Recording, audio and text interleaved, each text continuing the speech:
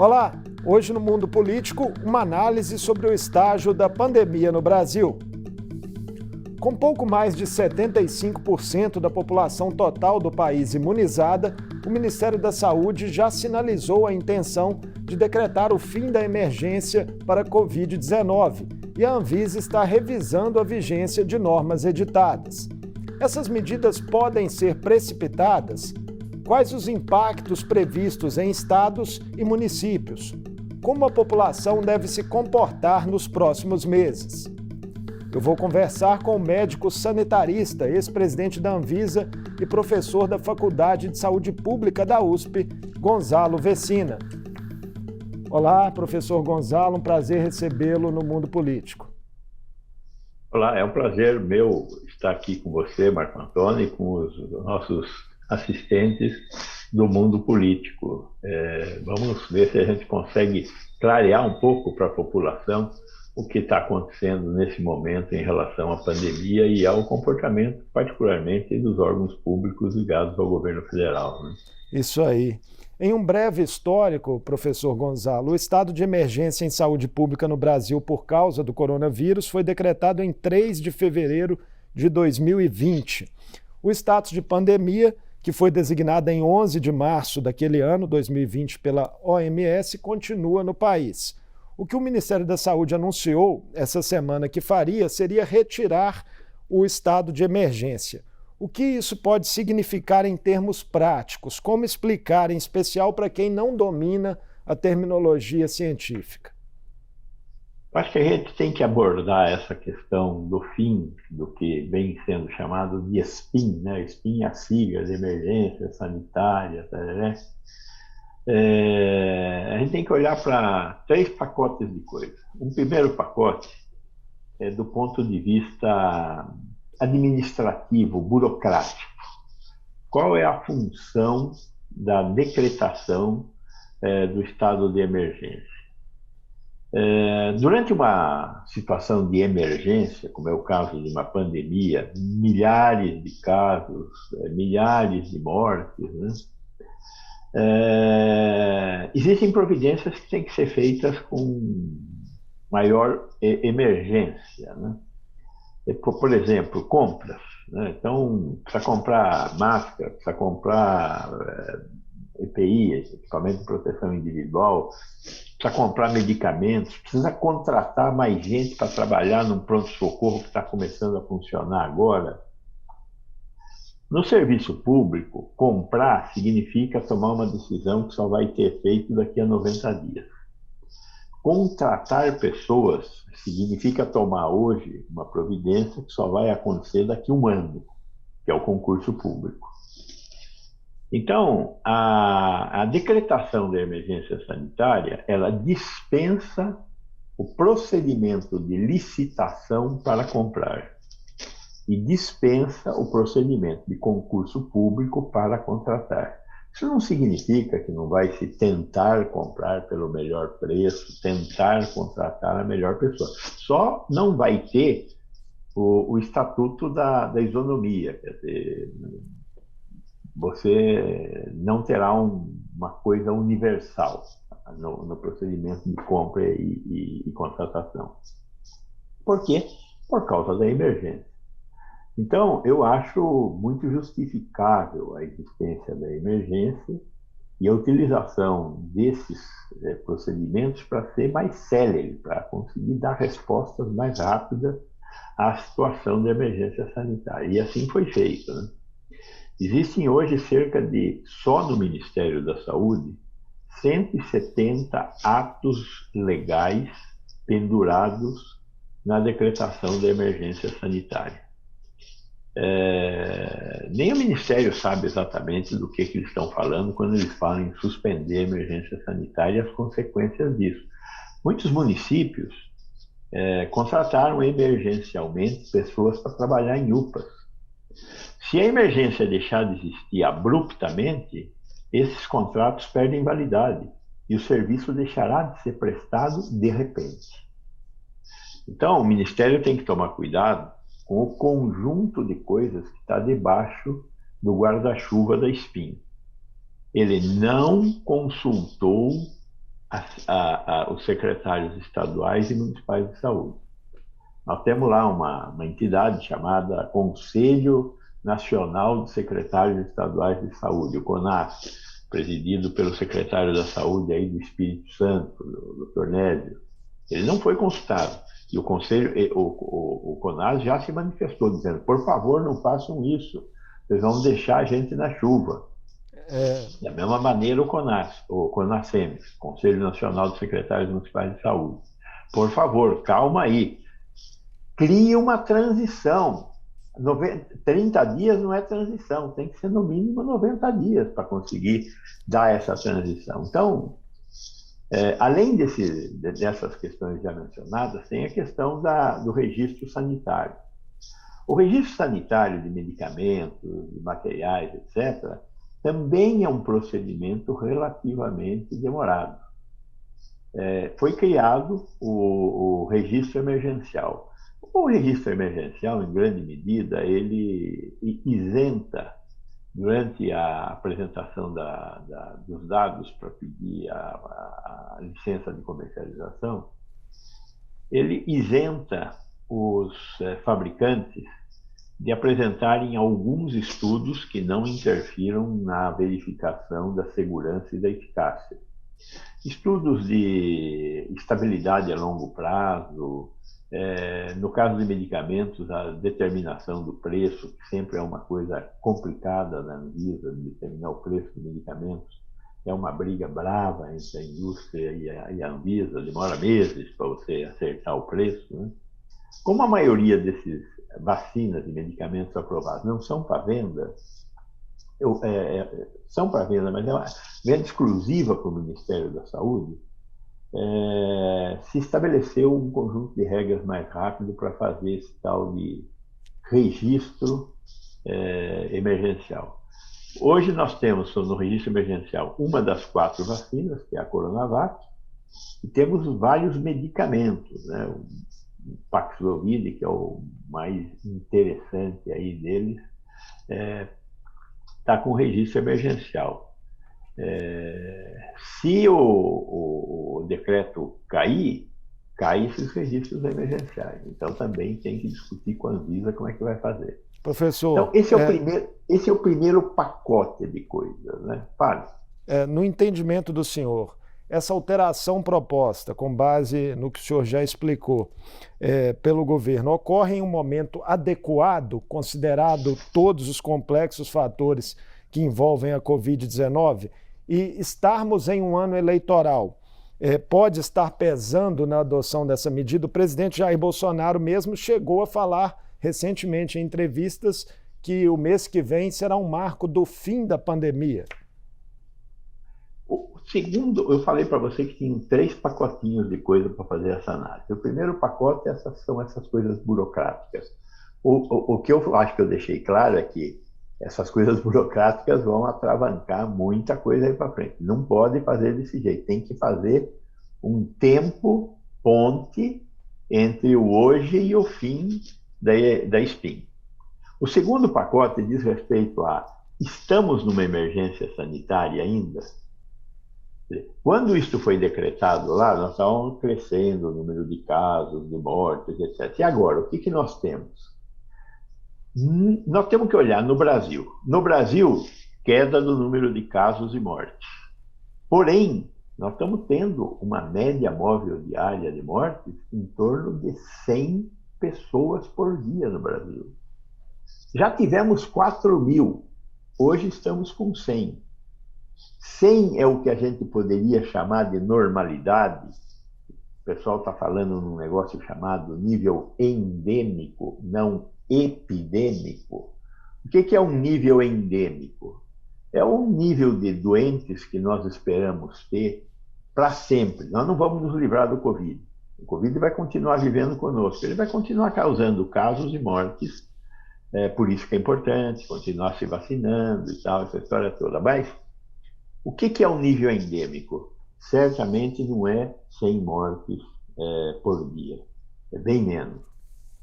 10, 15 mortes por dia no máximo. Temos que criar esse número ainda, ele não está criado. O fato é o seguinte: nós não estamos fora da emergência sanitária do ponto de vista do número de casos.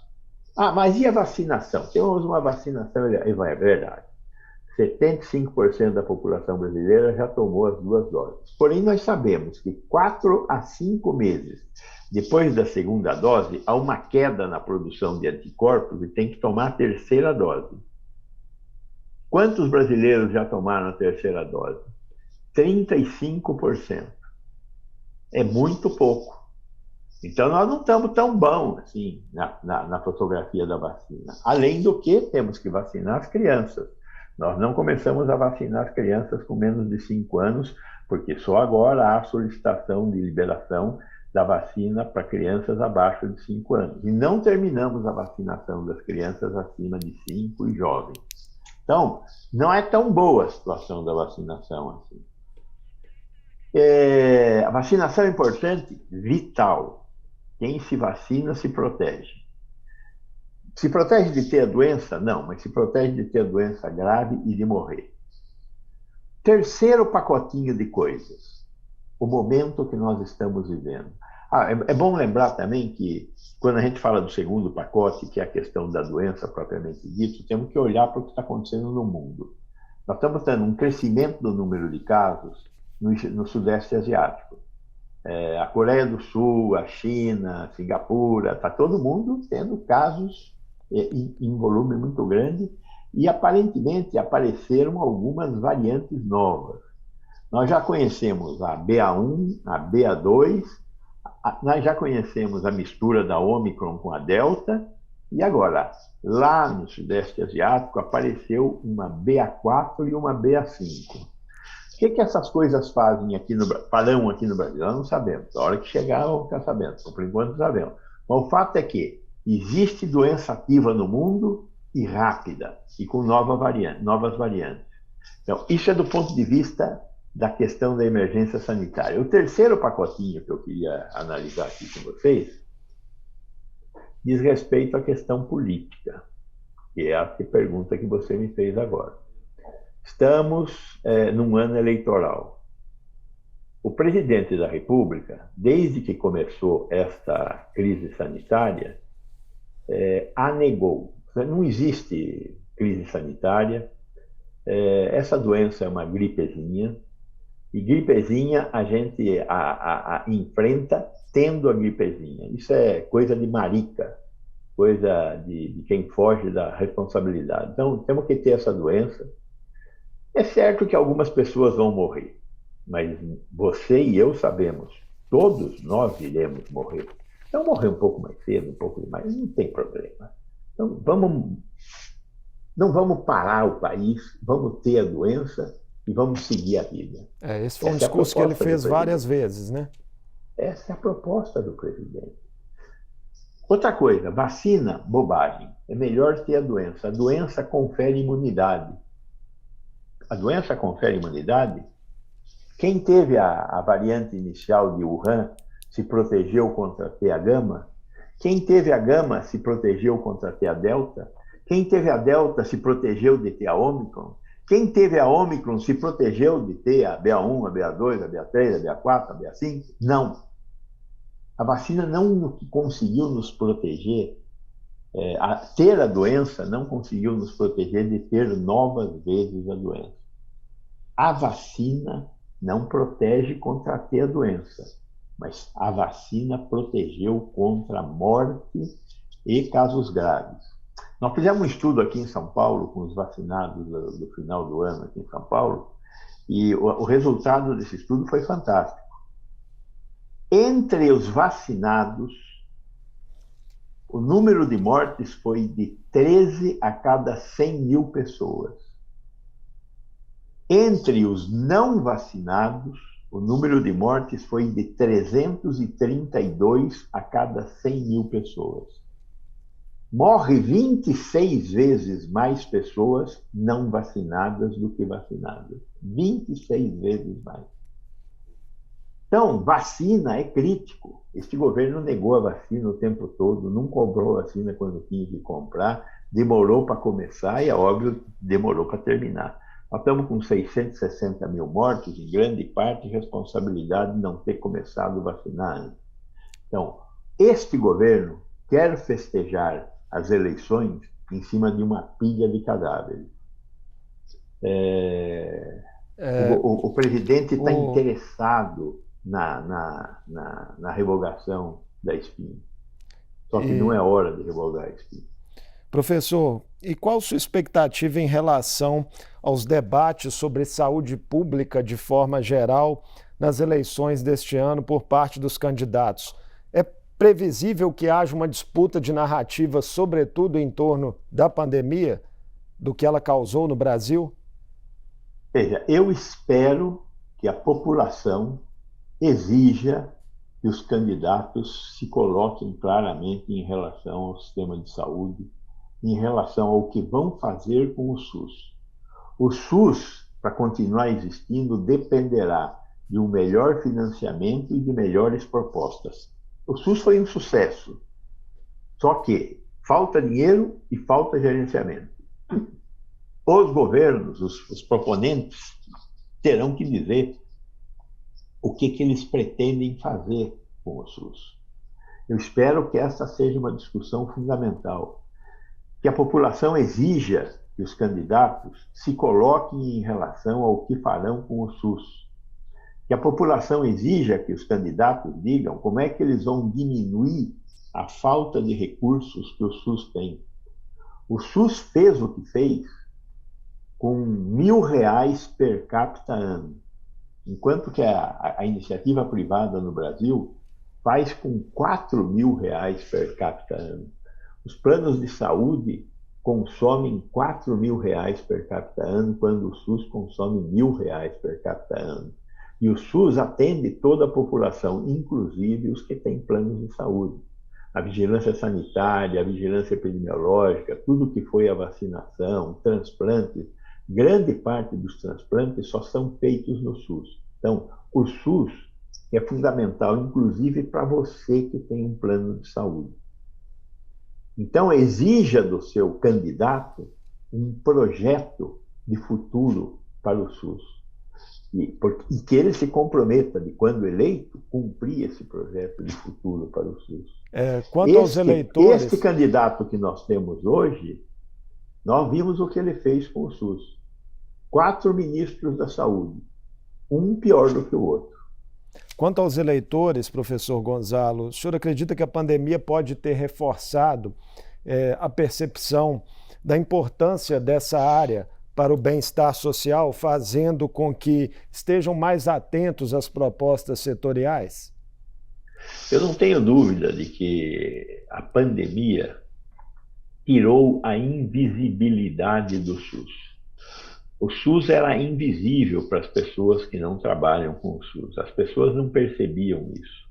De repente veio a pandemia e as pessoas perceberam a importância de ter um sistema de atenção à saúde público, universal, financiado com o dinheiro que vem dos nossos impostos. Tendo ou não tendo plano de saúde, todos nós precisamos de ter o SUS. Essa invisibilidade que existia foi desvestida. As pessoas hoje percebem a importância civilizatória de ter um sistema de atenção de saúde de base universal. O grande problema que eu vejo é que o Brasil e os brasileiros têm uma capacidade de lembrar muito pequena. E eu tenho muito medo de que tudo que nós aprendemos, muito rapidamente a gente se esqueça. Então é fundamental que a gente não se esqueça, que a gente faça como os ingleses. Os ingleses olham para o seu Sistema Nacional de Saúde e adoram o Sistema Nacional de Saúde, festejam o seu Serviço Nacional de Saúde nos campos de futebol. Nós vamos proteger o Serviço Nacional de Saúde. Este é um problema que no Brasil nós ainda não temos. Essa questão nós não temos. Nós não temos um amor pelo que foi, e pelo que é e pelo que deverá ser o SUS. O senhor já citou, né, as mais de 100 portarias que foram editadas, né, com vigência vinculada ao estado de emergência. Pensando num período de transição, né, que parece que vai ocorrer aí, não se sabe ainda se de 30, de 90 dias. Há temas específicos que merecem maior atenção? Por exemplo, como que o senhor avalia a questão da telesaúde que vigorou nessa pandemia?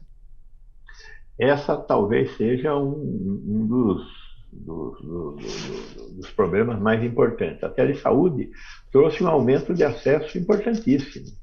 Se nós ficarmos sem telesaúde, nós vamos piorar muito o sistema de atenção à saúde. Então, a telesaúde tem que ser regulamentada? Tem que ser regulamentada. A telesaúde não substitui a presença do paciente na frente do médico. Tem muitas coisas que eu ainda não consigo fazer com a telesaúde. E outras eu consigo fazer, mas preciso de tecnologia. Eu posso fazer uma ausculta cardíaca durante uma consulta de telesaúde? Hoje tem equipamentos que permitem que eu faça a ausculta, mas eu posso apalpar o abdômen de uma pessoa para saber se lá tem uma massa tumoral ou coisa parecida? Eu não posso. Isso já não dá para fazer com a distância. Então, a telesaúde ela aumentou o acesso, fundamental. Nós temos que usar a telesaúde, né? Mas nós vamos precisar regulamentar a telesaúde. Eu acho que tem muitas coisas que esse novo mundo digital nos está trazendo. São coisas que têm um lado perigoso, porque elas podem dar oportunidade de fazer coisa errada, mas se adequadamente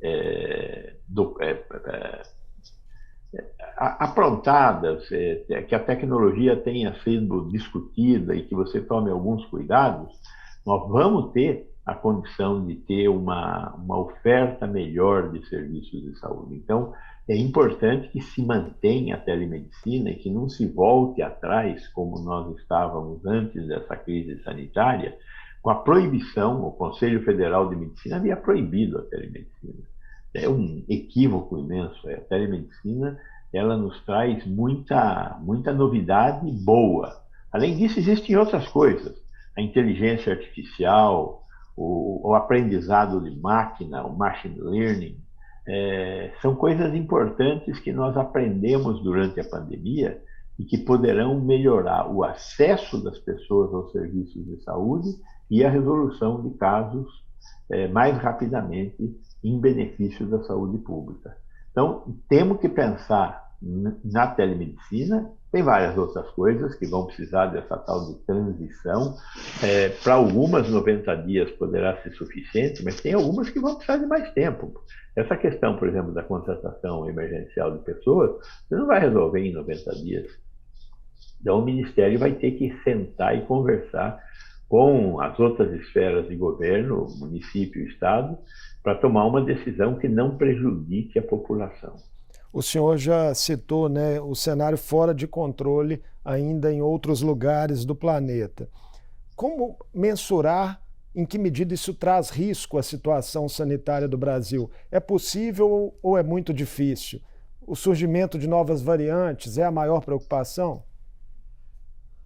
No momento, a maior preocupação é o surgimento de novas variantes. Nós sabemos que, enquanto houverem casos novos, há probabilidade de ocorrerem novas variantes. A variante é fruto de um erro no processo de cópia. O erro é uma coisa, entre aspas, né, normal da natureza. A natureza sempre que faz uma cópia, não faz uma cópia perfeita no caso dos vírus RNA. Faz uma cópia imperfeita. E essa cópia imperfeita é que nós chamamos de variante. A variante é um vírus diferente do vírus original e que tem características diferentes. Que características? São duas as características mais importantes. Capacidade de infectar, essa é a mais importante, o maior número de pessoas possível. Então, quando a gente pega as diversas variantes que nós já tivemos, a variante original da Omicron, da Covid-19 que nós tivemos aqui no Brasil, ela demorou 9 meses para arrefecer, para diminuir o número de casos. Em seguida veio a variante Gama, lá de Manaus, né? A variante Gama, inicialmente, ela era chamada de P1 também, né? ela, em 8 meses, fez o serviço dela. A variante inicial matou 200 mil pessoas, a variante Gama matou 400 mil pessoas. Aí veio a variante Delta. A variante Delta matou aí umas 50, 60 mil pessoas, mas ela rapidamente saiu de cena. E a variante Delta veio da Europa. Por que ela saiu de cena? Porque chegou a variante Ômicron. A variante Ômicron, de todas essas variantes, era a mais infectante dela. O que as outras variantes demoraram meses para fazer, que é fazer a onda de casos, a variante Ômicron fez em 8 semanas. Então, o que foram 8 meses, em 8 semanas a variante Ômicron criou uma montanha de casos, né, um pico imenso de casos, com uma redução de mortes. Essa foi um lado positivo, né? Ela era menos letal e mais infectante. Do ponto de vista do vírus, é muito bom isso, porque ele consegue pegar mais gente sem matar tanta gente, o que significa manter gente para a sua próxima variante, né? Então, a natureza tem suas espertezas, essa é uma delas. Neste momento, nós estamos tendo casos no mundo. Ter casos no mundo significa ter erros e a probabilidade da ocorrência de novas variantes. Então, países que têm baixa cobertura vacinal, 10% de cobertura vacinal, estão tendo um número muito grande de casos, ou seja, uma probabilidade muito grande da ocorrência de novas variantes. Então, essa é uma preocupação muito grande que nós temos. A única questão positiva aí é que a Omicron, ela é uma variante próxima do estado de perfeição. Ela conseguiu reunir tantas mutações, e isso a transformou em um vírus com alta capacidade infectante, que para parecer um vírus melhor do que a Omicron, melhor no sentido do vírus, né, que tenha mais capacidade de espalhamento, vai ser bastante difícil. Ao menos uma boa notícia, então, né? Nós temos. Porque ela é tão boa que é difícil aparecer uma melhor, entendeu? Essa que é a questão. Mas nós temos que ficar com as barbas de molho, como diz por aí, né? Calma e cauda de galinha nesse momento é a melhor coisa, enquanto nós não temos uma redução mundial do número de casos. Pois é, a gente está chegando ao fim, professor, mas para quem nos assiste nessa entrevista, que recomendações gerais como médico o senhor deixaria quanto ao comportamento que a pandemia ainda vai nos exigir como sociedade nos próximos meses? O primeiro comportamento que eu daria está na hora da gente destampar a tampa da panela de pressão, né? Então, vamos voltar a ter algumas atividades presenciais, teatro, cinema, principalmente essa ligada ao campo da diversão, né? Para a gente conseguir sair desse estado de depressão, ansiedade, melhorar a saúde mental nossa. Então, esse é o primeiro conselho. O segundo conselho é, por favor, tome a terceira dose. E se você fizer parte dos grupos de risco e estiver incluído entre aqueles que devem tomar a quarta dose, tome a quarta dose. Leve suas crianças para vacinar. Nenhuma dessas vacinas são vacinas experimentais. São vacinas provadas e comprovadas no mundo inteiro, aprovadas pelas vigilâncias sanitárias de todos esses países. Então, são vacinas seguras e eficazes. Tem efeitos colaterais? Sempre tem um efeito colateral. Mas o jogo entre sofrer e morrer está dado. Se sofre, pode sofrer um pouco, ter um efeito colateral ou outro, mas não terá mortes nem doença grave. como eu já demonstrei aqui. Então, importante manter a vacinação. O terceiro componente é uma decisão individual de cada um de vocês, né? Eu recomendo o uso de máscara em ambientes fechados. Ao ar livre, não vejo razão de usar máscara, mas em ambientes fechados, para eu me proteger, eu continuo usando máscara. Acho que é importante continuar usando a máscara para autoproteção. Transporte coletivo, fundamental usar a máscara, né? Porque tem muita gente, há muita aglomeração. Então, nós ainda não estamos livres dessa doença. E tem uma última questão que eu acho que é importante lembrar, que é o fato de que quando você tiver uma doença respiratória, gripe, tosse, qualquer doença respiratória, use máscara. Se você não precisar ficar em casa porque você ficou doente grave, se você consegue trabalhar porque está com uma gripe, para que disseminar a sua gripe por outras pessoas? Guarde a sua gripe para você. Faça que nem os orientais, civilizadamente, use uma máscara e proteja as outras pessoas de terem uma doença que elas não precisam ter agora. Se elas vierem a ter, amém, mas não precisariam ter agora. Então, eu acho que essas são as minhas recomendações. Professor Gonzalo Vecina, foi um prazer recebê-lo mais uma vez no Mundo Político. Marco Antônio, o prazer foi meu. Um grande abraço para você e para todos aqueles que nos assistirem. E eu espero que a gente consiga fazer deste Brasil algo que ele mereça. Um Brasil melhor para todos nós. Um abraço. Eu conversei com o médico sanitarista e professor da Faculdade de Saúde Pública da USP, Gonzalo Vecina. Falamos sobre o atual estágio da pandemia no Brasil, de possíveis impactos do fim da emergência em saúde que o governo federal pretende decretar e os cuidados que a doença ainda impõe à sociedade. O Mundo Político fica por aqui. Obrigado por nos acompanhar e até o próximo programa.